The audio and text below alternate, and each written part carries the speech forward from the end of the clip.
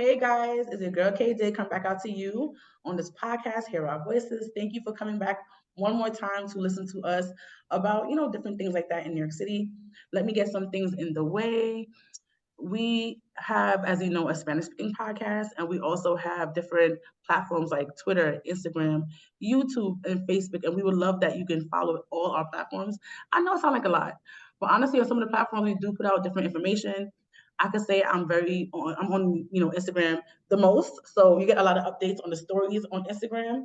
If you want a job, if you need training, and I want to say all of these things because they're nonprofit, they're free. So you can definitely join our family and get free information. Also, we're gonna have the resources packet down below. If you need anything from furniture, clothes, shoes, Pampers, formula is down there. Again, let me just tell you again with this, we don't supply it. We just looked up resources that we know we can help people out there who might need it. So thank you for coming back again, Alissa. If you, I believe, want to say season one, she did two of our episodes about, I want to say about leases and things like that. So if you want to go back to season one, if you quite don't understand, like myself, everything about leases, well, now I understand, but before, you just never know about leases and how rents should work and how landlords and things should act towards you before you go into your first apartment. Even if you go into a second apartment, you'd be surprised what you might not know what your first landlord kind of went over your head about. Go back and listen to those first episodes in season one with our person Alissa. She used to work with us and now she's gone. But I'm so happy. Like she was amazing, amazing. I'm so happy she was able to come back and grace us with her presence. So she's going to tell you a little about what she's been up to and get into our topic for today. So, Alissa, you can go now. Thanks for having me, Khadija. I'm super excited to be here and always talking to you. I love it. So I think the episode, I don't know what the topic of the episode is necessarily like specifically, but we'll be talking about asylum seekers in New York City.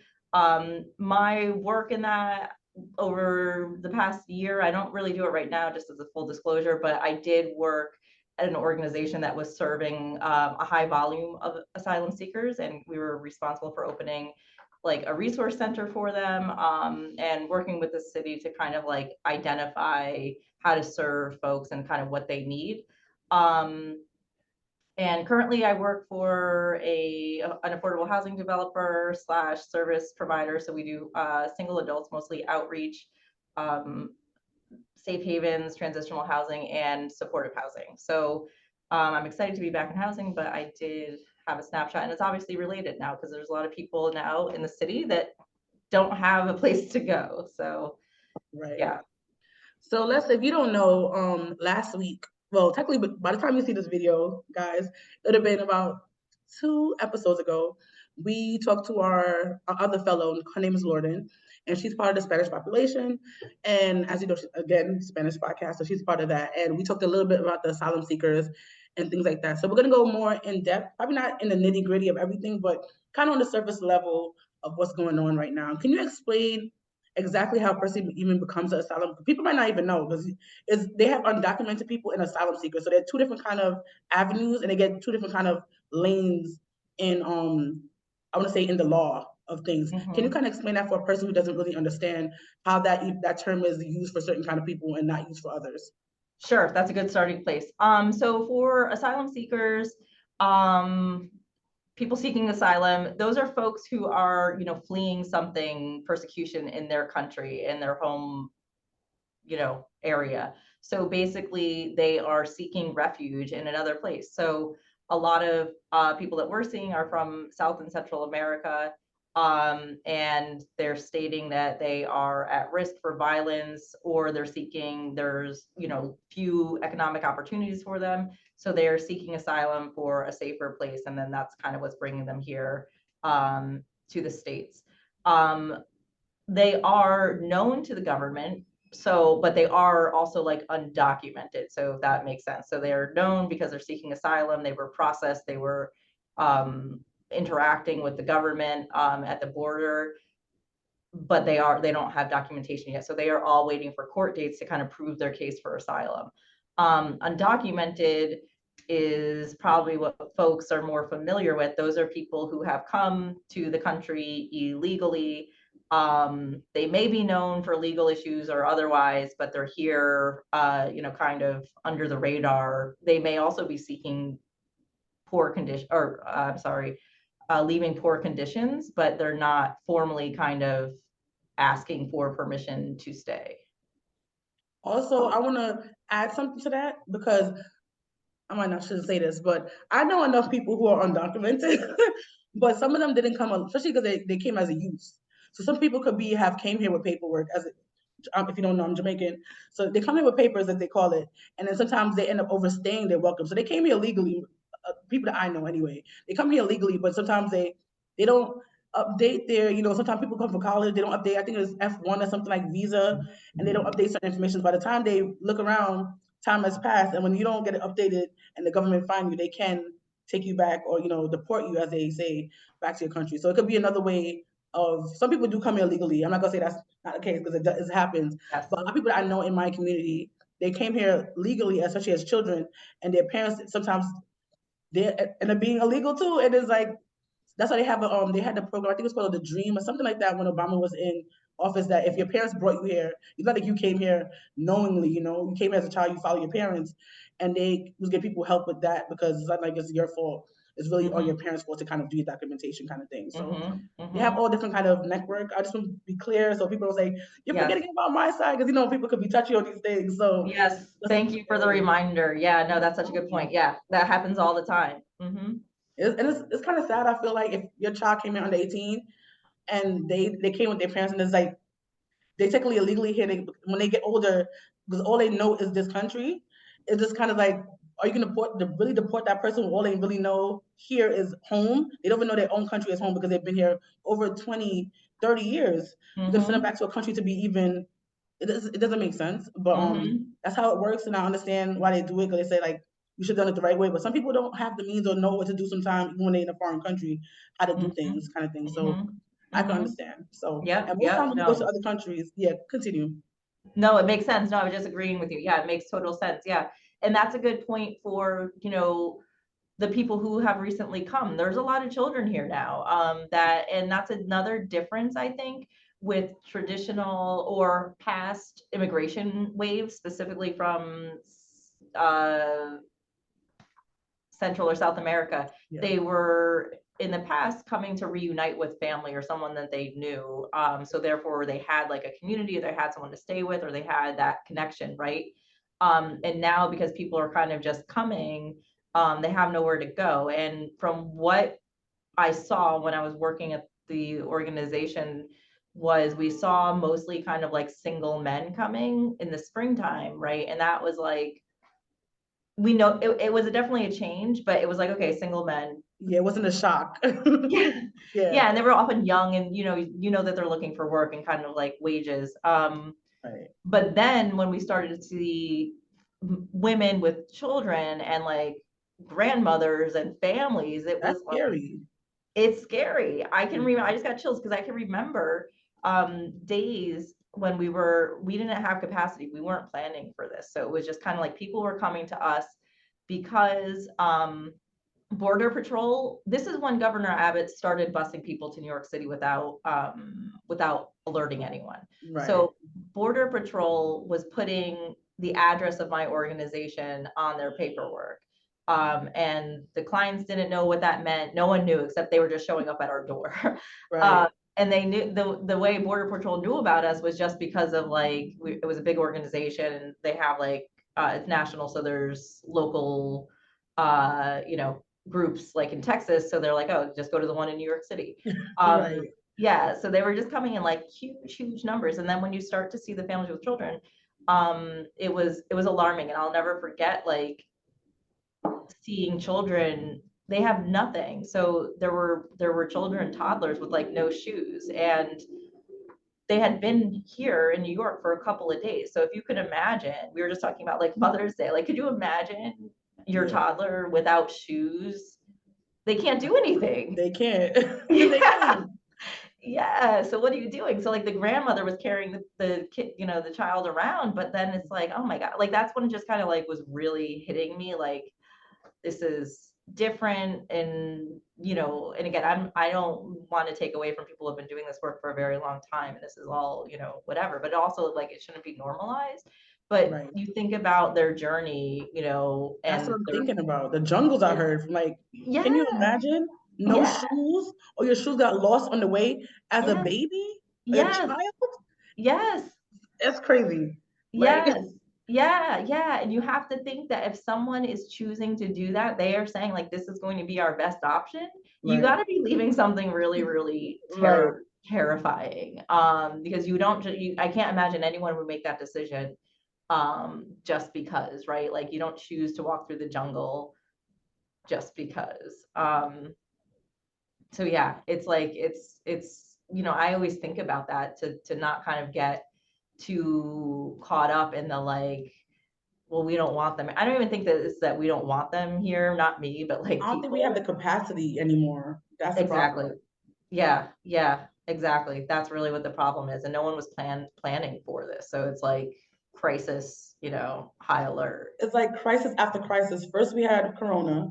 That was a crisis. New York was like the epicenter. It was like a movie almost. Like, I Yeah. think a movie, and I have a foster daughter. She's 2, and she makes so much noise. I'm like, if this was really a zombie apocalypse, we would have died just because of your noise alone. We would have got eaten. I would have had to say, "Baby, I'm sorry, I love you," but or cover her mouth or something. She'll get us eaten.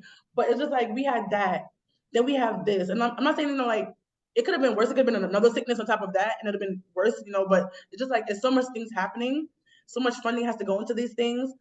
We lost a lot of lives in this thing. It impact a lot of businesses. If you walk around New York City compared to a couple of years ago, a lot of mom and pop stores, a lot of big stores have closed down. Even though Section 21 came back, but they can afford to come back. But mom and pop Hmm. stores can't afford to bounce back after so much things are happening, and the rent is going Hmm. up sky high. It's not only rent going up for regular people, it's rent going up for store owners, and they have to pay Hmm. for everything, and they have extra light. They're not like a regular house. You'll use your light, a certain time. If you're a store, you have to have your light on all the time. If you're cooking food, Hmm. your stove is constantly on. You got to think about how much that's going to cost plus rent. And if, God forbid now, because the crime is going up, somebody come and rob you, the money you made for that day is gone. Like, Hmm. it's just Hmm. so many things New York has gone through. I'm not saying other towns didn't go through this, but for a place was honestly, it's big, but it's not big. And we all live condensing on top, like literally a sandwich on top of each other. It's a lot. It's too much. And Hmm. we're gonna have a breaking point, and I feel like it's almost getting there, but it's honestly not there. But I don't want us to get to the point that we're just in shambles. That's what I don't want Yeah. us to get to.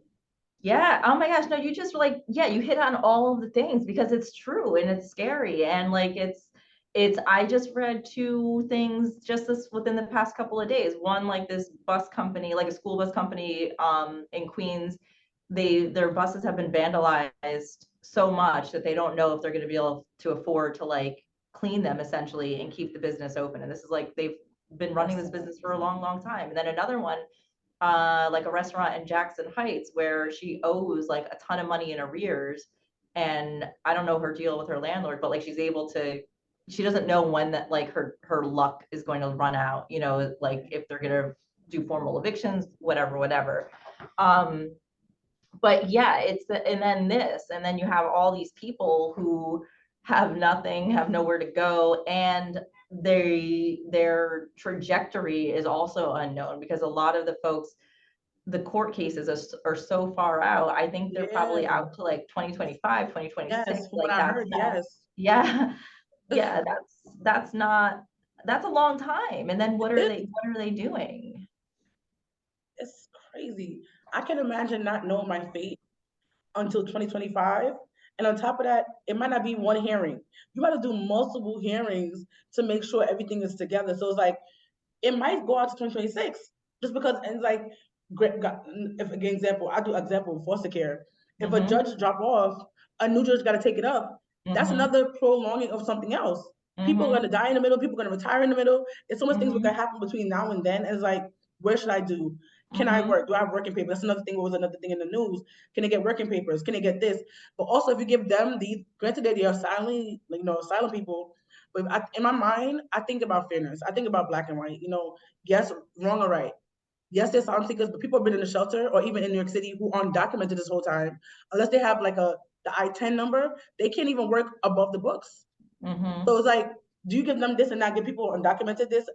How can it be fair for everybody and people don't feel like I've been working my back off with America this long? Because that's how people are gonna act. And coming from immigrant parents, that's how I would act too if I was, coming here working this time. I'm trying to get my papers together, but it didn't work out because I don't have a good lawyer. Because it could be a scamming lawyer, or lawyer too expensive, you can't pay for it. And people who are usually undocumented, if we get $15 an hour, they're getting 8. It's not the same amount that we're getting, no matter what color they are. What most of the time, people are undocumented. The people are taking advantage of you, which is sad. They're not getting the same minimum wage. Minimum wage is also not that great if you think about how much rent is in New York City. That they're getting paid much less, and it's kind of sad. It's like it's a whole lot of things at one time. So I know I said a lot. It's so much. It's really so much. It's a lot. No, you're bringing up so many good points because it's like showing all of the layers. It's not just it's like a everyone feels the effects in different ways, right? Like the main thing is, like we said at the beginning, there's no plan or infrastructure, right? It would be fine if there was a plan and money allocated. Like, yes, we know how to help these people. We know how to help them in the sense of, like, we have available housing until you're reported. We have lawyers, because that's the other thing that you mentioned. There's not enough lawyers or even paralegals to help people, because there are like certain deadlines by which you have to like apply and submit things and write it the right way. So, we're just like not we're not prepared for this, and I don't think that there's a time where we would ever be prepared for this. But that's really what the downside is, and I think that that's the misconception of the southern states and the governors who are busing people, and they're calling the democratic cities like sanctuary cities. And it's like, yes, but that doesn't mean that we are equipped to handle people on this large scale, and that doesn't mean that we're like wrong, because of it. Like, this is not a problem that we're used to having, and we don't just magically have money at this scale to do it. I think that's what people think, though. People think that, oh, yeah, granted, America can have money. They're also in debt, but that's a different story. I don't know how that works, but that's what it is. But people don't think about how much these things are going to cost, and that every person, like one person, is going to need a judge to be on their case, a lawyer, a paralegal. They're going to have to be in it. Like, it's so many different things for that one person. And before that one person got here, we had 20,000 already who needed help, who doesn't get help. So you have to think about every person who needs the help, and whoever person was.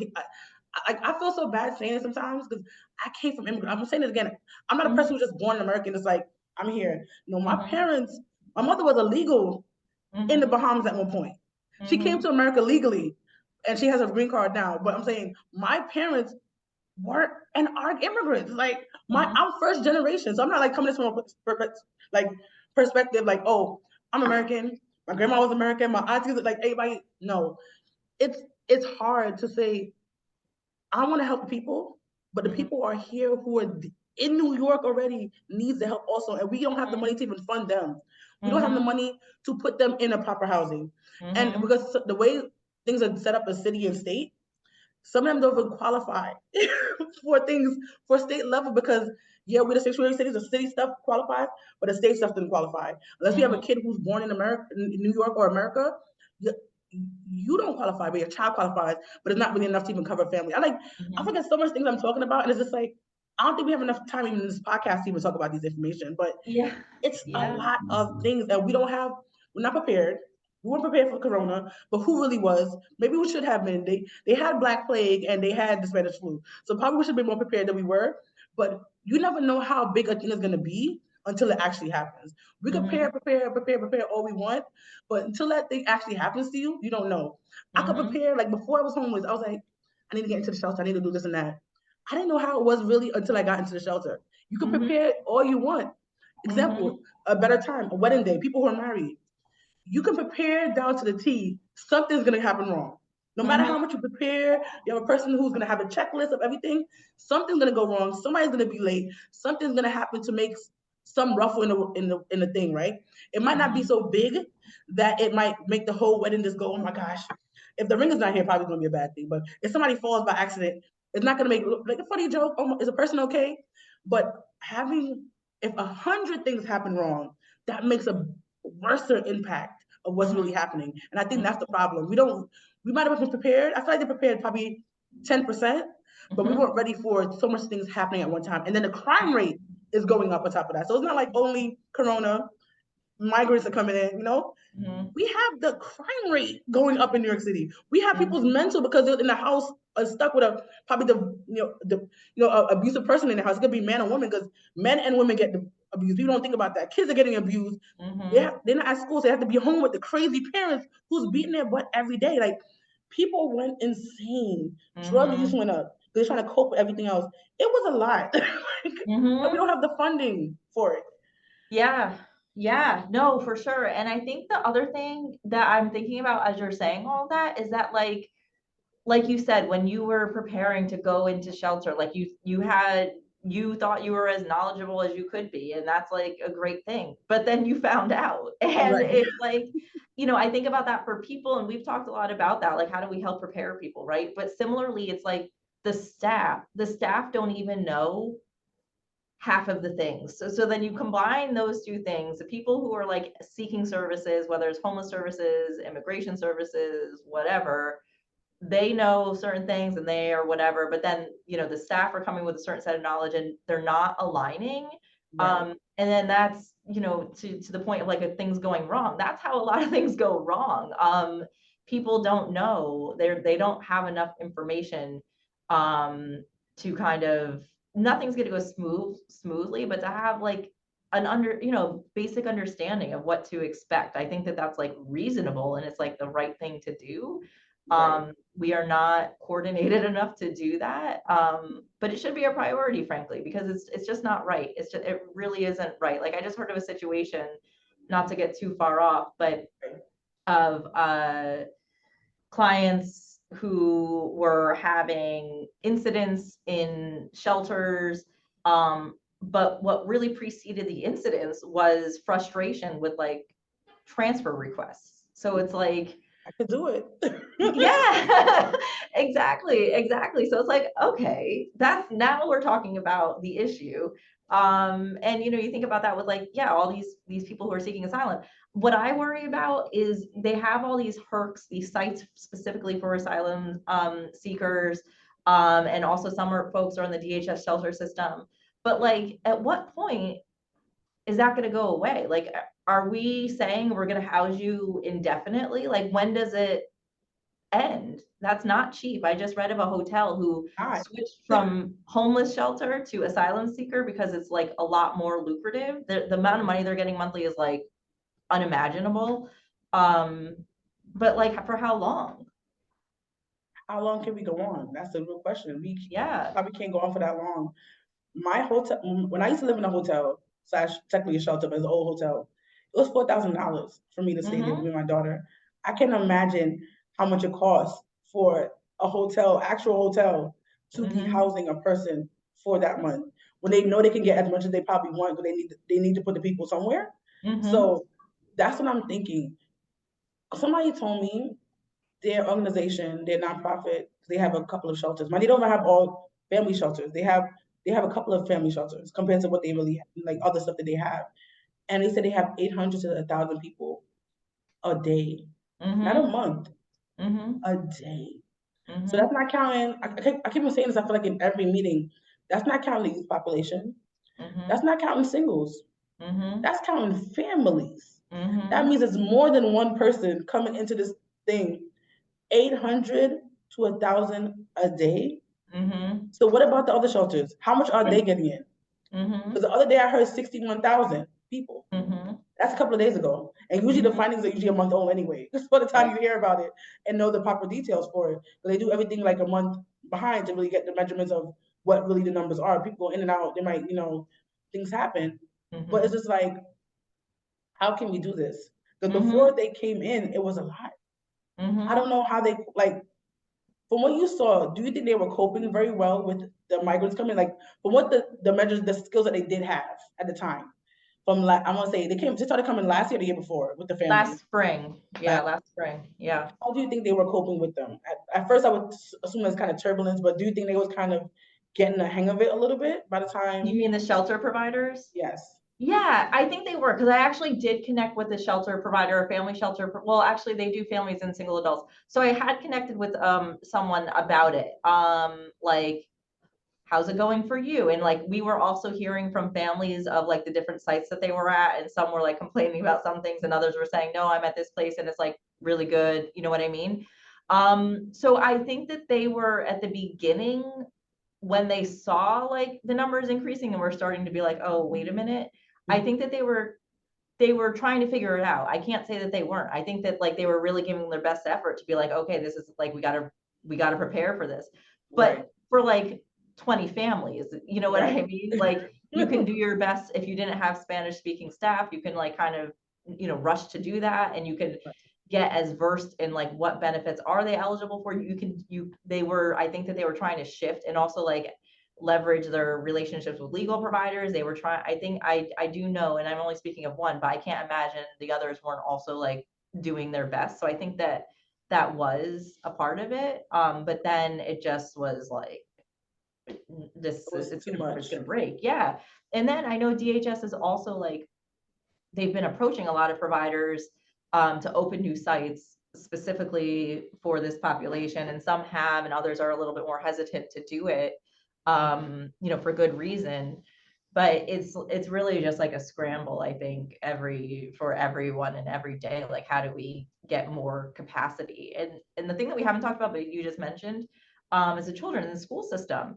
I mean, I know that there was some early on, there were like, there are issues with immunizations and stuff like that. Right. So I don't know what the class, and I've heard from other parents, like classrooms where there were a lot of monolingual Spanish speaking students, but like no teachers that could speak Spanish. So it's like, you know what I mean? And What's the point of that though? Like, yeah, yeah. And then this is like grade school. So it's like, that's not great for anyone. I So I don't would know how schools are think, coping.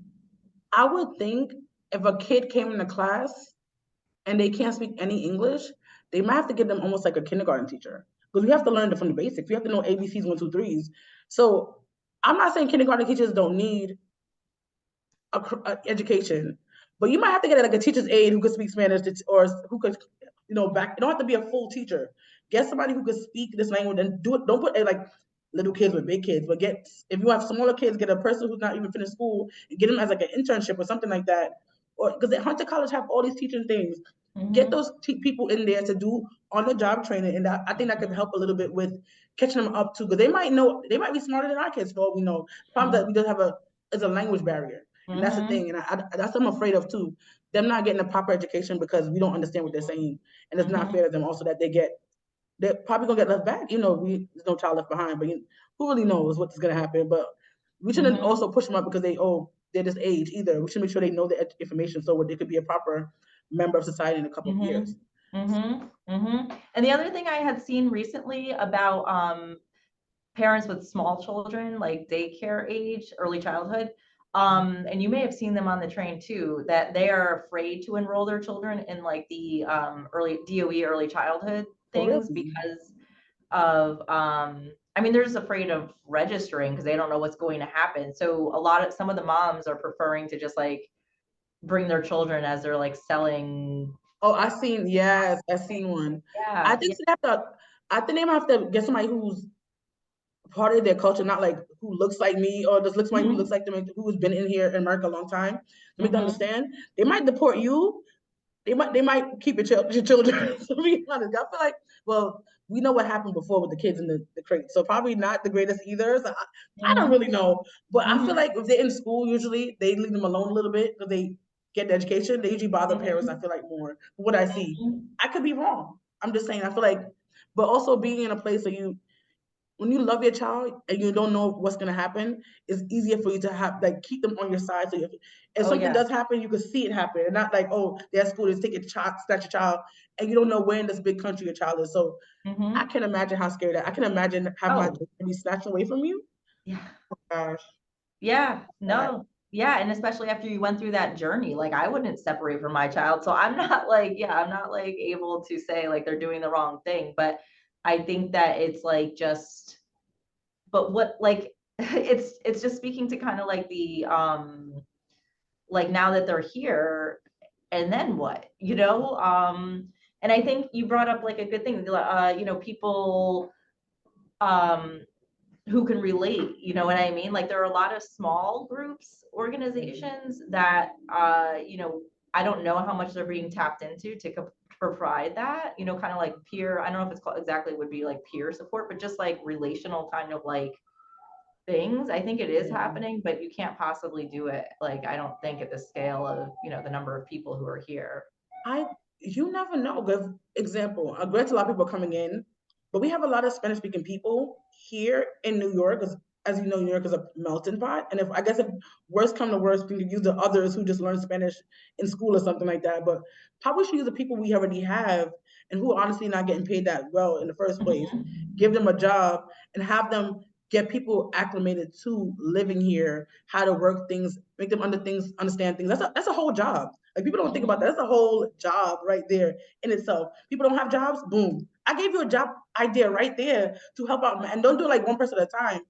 Do probably 10 to 15 people. That's a lot of people for one person, but people might be better if they have their own people. It's not like they always a one-on-one thing.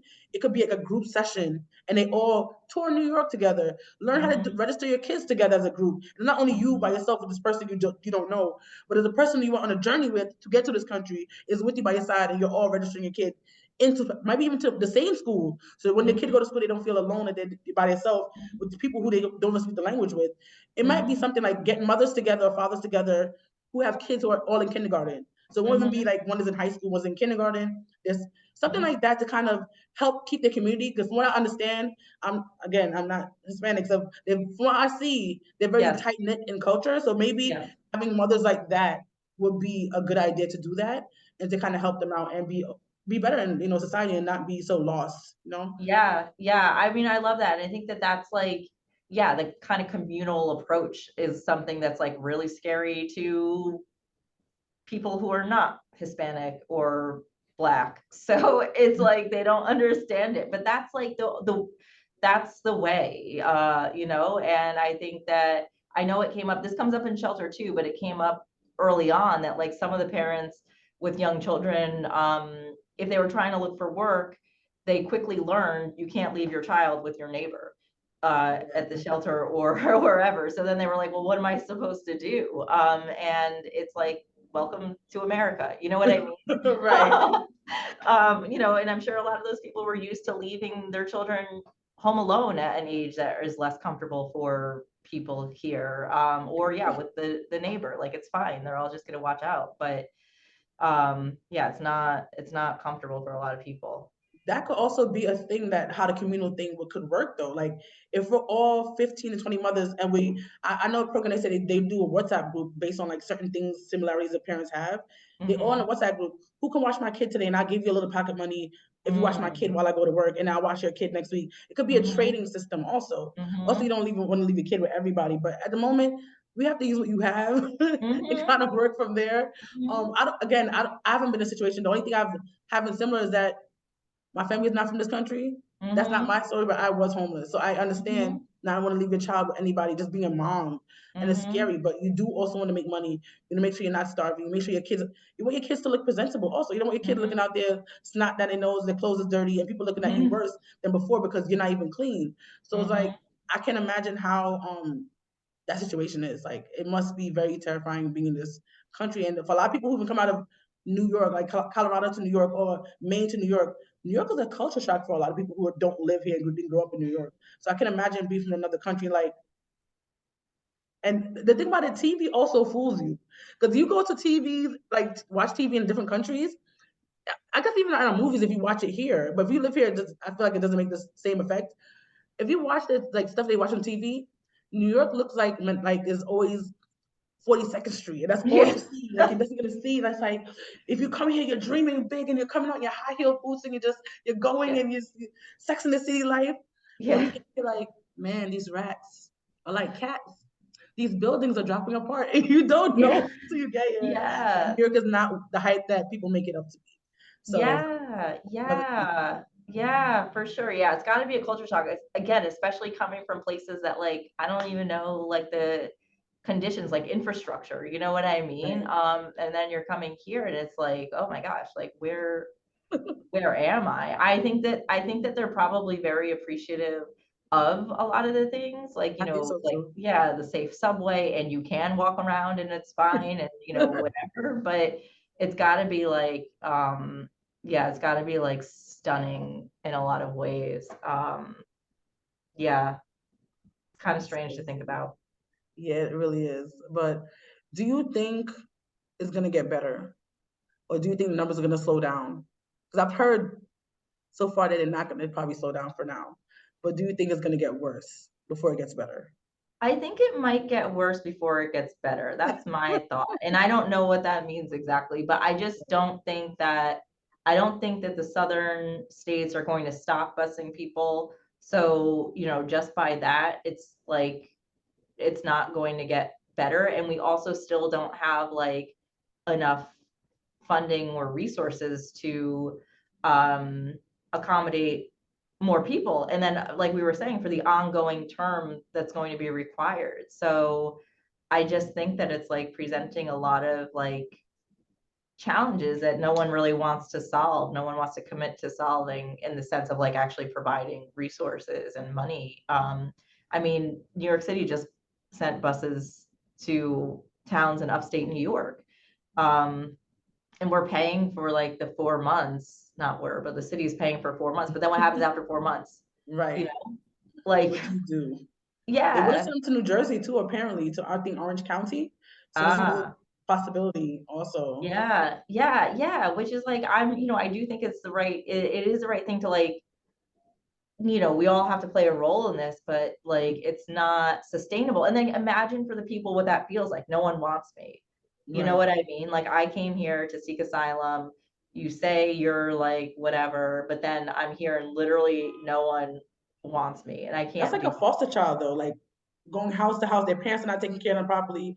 They're going here to here, and it's like everywhere I go, I get beat up, and nobody cares about me enough to keep me safe and keep me Hmm. clean and keep me okay. And it's heartbreaking, honestly. Yeah, it is really devastating. And all the while, yeah, we're not really looking at, I mean, I shouldn't say we're not really looking at, but like people are leaving for a reason. So like why, stop the people from coming? Like what can be done? And a lot of this is over oil and resources in their countries, right? Like they don't have opportunity to have livable wages or like, sustaining wages. So it's like, um, but I read an article, like a lot of people are coming from Venezuela, and that one I know specifically is like over oil. And it was talking about like the differences. Like everywhere you go, they have like major class differences, but there are people literally with like Lamborghinis at like these brand new upscale shopping malls. And then here we are in New York City seeing, like I said, children without shoes. Right. How is that? And that's true of here Right. too, right? But like it doesn't seem, I don't know, it just doesn't seem right. So I know we talked before we started the podcast. We talked about the mayor. Yes, I'm gonna say it's yesterday or the day before. Honestly, ever since 2020, my brain has been scrambled with time. But he talked about if you don't know what right to shelter state. So, well, I should say city. I feel like the whole state is not like that, but I could be wrong. But that's what they say. Um, how do you feel, and what do you know about what's going to happen with that? If it's really because somebody said he's not allowed to do that. I'm not sure what he's allowed and not allowed to do. I'm not really a political person, but what do you think is going to happen, or really is that going to happen? Like he said it, is it really going to come into a fruition? Yeah, I don't really know the legal landscape of that either. Like because we are a right to shelter, I don't know if he can just do that, but I do know that they're trying to find workarounds. Like we have the HERCs now, the humanitarian whatever, whatever. Those are Right, run by New York City Health and Hospitals, so it's not run by DHS. So therefore, they're not bound by the same, regulations, whatever, whatever. So I don't know if he's saying that the right to shelter, specifically for folks, like if someone comes to apply for shelter and as they're doing their housing history, they say they came from wherever. I don't know if that's like a trigger because they're not really homeless. You know what I mean? In the sense like, right. oh, you were evicted from your apartment in Queens. So I don't know how they're kind of one, I don't like you, I don't know like legally kind of what that would look like for him to just blanket say whatever he said about it. Right. And two, I don't know if it's that they're saying that, but really just looking for kind of like a workaround through qualifying for the right to shelter. Let's Um, yeah. Let's be clear. This man has been asking for money for months yeah, because he's literally screaming out without screaming, "We need help." that's So true. let's get that out there. Like I feel like people put everything on him. I'm not saying he's right or wrong for anything that he does. I'm just It's true. saying he's been publicly, not behind our backs. He's been putting this out in the media. We need more money, and It's then we true. do cuts. We did cuts recently, but he's been saying we need more money, so we have to do cuts. It's like he's screaming at you. It's like a toddler screaming, "I want food," and you're not feeding the toddler food. And when the toddler Hmm. guy's like, "Well, I guess I should have gave him food." Well, by that time it's too late. You need to feed the child. So Hmm. we've been screaming that we need money for a while, and New York is obviously bleeding in a hospital, and nobody's helping us. That's what it seems like Hmm. anyway. We're in the urgent care, not urgent care. We're in the ER right now, and it's just like we're bleeding profusely, and no doctor, no nurse, nobody cares. Not even the janitors. Janitors look like, I guess hopefully they help you soon, and just passing us by, and we're begging for help. We're bleeding out, we're screaming, and nobody's doing it, and it's kind of sad. Um, Yeah. but what I understand, I was in a meeting yesterday, that like how they have, I know some DV shelters have people living together, Mm. but what they're saying is that for families, I don't think it pertains to everybody because mostly everybody is like congregate shelters anyway. Usually Hmm. families have separate spaces. They Hmm. apparently a gym was opened up last week, and I don't know. I don't want to go back to those kind of days, but apparently we don't have enough space that they have to open up like big areas like that, and families have just had to stay on cots and stuff like that. So Hmm. it's kind of scary. I know they were doing that with like adults. I want to say male at first, Hmm. but look like they have to be open up to everybody. People in a shelter usually when you go to through path, you have they have other private shelters where have like you share a kitchen in some places, but you still have your Hmm. own bathroom, your own room. But the shelters, I've been in 4 shelters in New York City from on path, and usually have your own room. You have a kitchen or a kitchenette. So usually you always have a sink in your bathroom, and then you have a microwave and you have a refrigerator. That's like Hmm. without the everything. And then in other places you will have a stove or a hot plate, and you have like a little a kitchen, like regular sink, and then you have your own bathroom. They're saying because it's overpopulated and they did enough with the hotels and stuff like that that they can't do that anymore. They can't even afford to do it like that because doing it individualized like that is a lot of money. So if we honestly do it as a group setting, which is not the greatest or the safest, it's a little bit cheaper to honestly do it that way. Do I want it Hmm. that way? No. But as I said before, we were bleeding for the money, and we're asking for the money, and the money. Hmm. I didn't give him money here and there, but it's not enough to sustain the amount of people that's actually coming in. And I think Hmm. that's the problem. Like, if you get a billion here and 65,000 is coming in a year, that's still not going to be enough because Hmm. every one person has a lot of needs. God forbid one of the kids has special needs. They're gonna need Hmm. even extra help. That's not just a regular. I'm not saying they're not regular people, but they need more help than an average person would need because they Hmm. might need speech. They might need to know how to walk. God forbid somebody get hurt and they paralyzed, so they need to get a wheelchair. Like I'm thinking about all these scenarios that one person can go through. Because some people don't arrive in the world out of the parents' womb sick, and all of a sudden when they get older, they're sick from something else. So it's a lot of Yeah, I had unknowns. yeah. I had heard about that too. The communal settings for families. I don't know where it is, but I also know that the city is kind of like quietly opening things, which is like fine. But they have to, because you're right. They've been saying this forever, and he's been asking for money for a long time. He's been open about it. And Right. it is unfair that he's been kind of like unanswered and just left to do it. Cause like, yeah, what are you gonna do? Like you have all these people, what are you gonna do?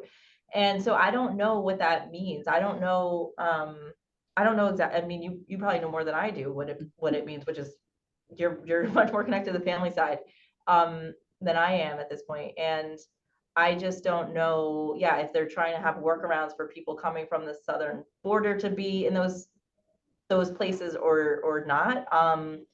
And the other thing that you were just talking about, I'm losing my train of thought on it. But the other thing I'm thinking of is like he's a black mayor, so like is that also playing a role in Right. his people pretending That's not to hear different. him? Hmm. Based on who you are. But I feel like people it's better said than done. People should look at the color of who the mayor is. Because honestly, Hmm. he's one person out of a whole organization of people. And New York itself is a melting pot of people. And people I think look at him like, oh, the mayor is, and even the president, they Hmm. are just a top. people under them are actually doing, I'm not saying they're not doing work. Right. They do the signing off. Yes. Like, they're not like even the principal of the country. Like, they Yeah. really do a minimal amount.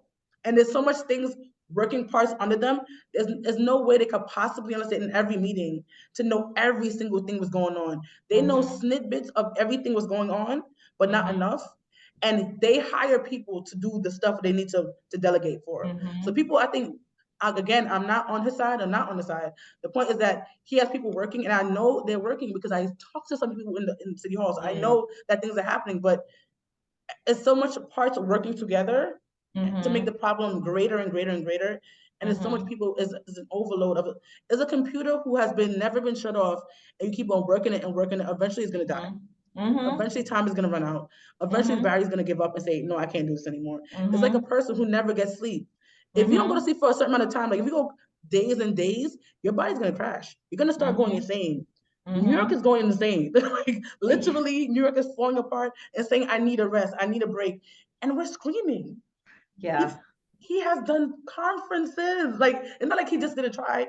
He did, like, I just, people don't get it. He's coming on the news and talking about the problem that we have, and it's like let's lay it on deaf ear. And then other people want to criticize, say he's not doing anything, but he's saying it out loud, not only behind our backs. He probably say that behind our backs, I would assume too, but he's saying it and there's nothing happening. Right. So do you blame him or do you blame the people he's supposed to be talking to, and they're not doing anything about it? Right. Right. And then, yeah, for sure. And then you have, like, at the same time, like specifically within New York, there's so much about like all this vacant office space and like lost revenue. And it's like, wait a minute, like, are we living in the same, I get that that's like a money problem for you person who has like $1 billion, but like, how are you using your power to support the city where you are and in this? It's like they're not turning to it. Maybe they should, honestly, if a place has been vacant over 6 months, not even 3 months, 3 months is kind of being like kind of pushy because rent is high. If you want to buy a building, it costs money. If it's not being used for 6 months, can we turn that into a shelter? Or can we make it into apartments for people who've been there in the shelter for more than 2 years to move out? Whether there's, I don't care. I think people always think like there's always a war between the shelter. To me, I don't care if it's a single person coming out, a youth coming out, or a family coming out. People just need to get their behinds out the shelter. So I don't care if you want to build 100 small areas, studios for youth to even get out on their feet to make. I don't care what you do it. People just need to get out of shelter so when people come in, they have room for them. If you don't say, I don't want to give space for the new people coming in, okay, new houses or whatever. The people who are in New York, who are in the shelters for years, they can get out. Give them space to go to. Yeah.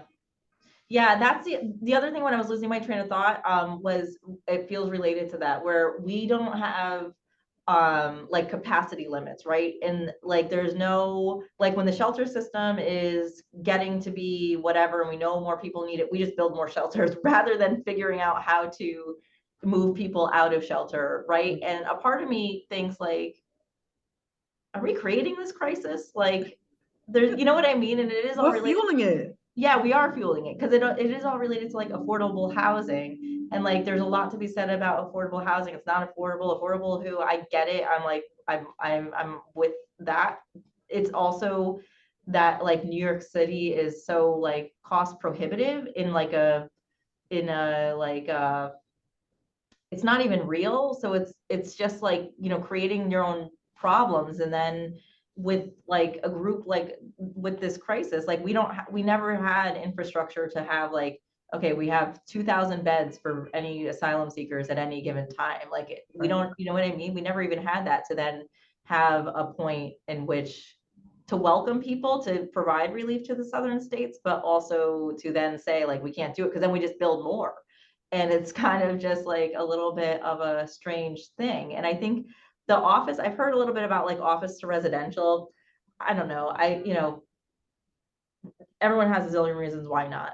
It's too expensive to outfit them, the zoning, the this, and those are all real problems. But at the same time, if you think about the hotel cost and the shelter cost, well, right, it could be cut in half. If we could save money for real things like hunger instead of thinking about homelessness. I'm just saying.